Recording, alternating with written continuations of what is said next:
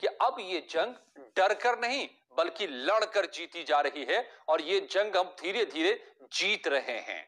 यानी पहले के मुकाबले कम लोग बीमार हो रहे हैं, पहले के मुकाबले ज्यादा लोग ठीक हो रहे हैं, तो हम अब लड़ाई जीत रहे हैं। ये सरकार ने भी आंकड़ों से साफ कर दिया है।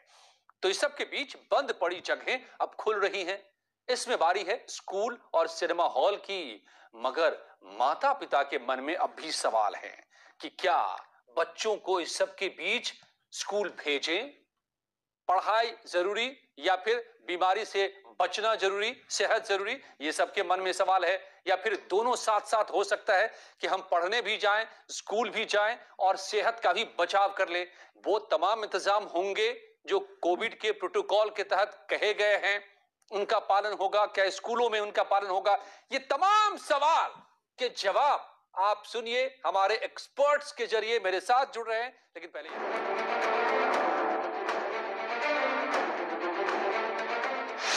कोरोना से लड़ाई जरूरी है पढ़ाई।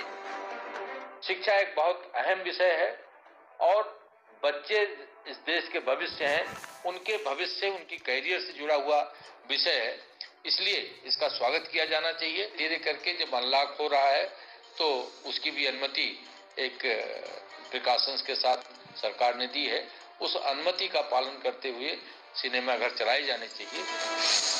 मौज मस्ती में भूले नहीं महामारी कि जो गाइडलाइन केंद्र सरकार की, राज्य सरकार की, उसको फॉलो करें और उचित दूरी बना के बच्चों को बैठाएं। अगर उनके पास व्यवस्था नहीं है तो ना बुलाएं बच्चों को। जितनी बच्चों की व्यवस्था है उतनी बच्चों को स्कूल के बुलाएंगे।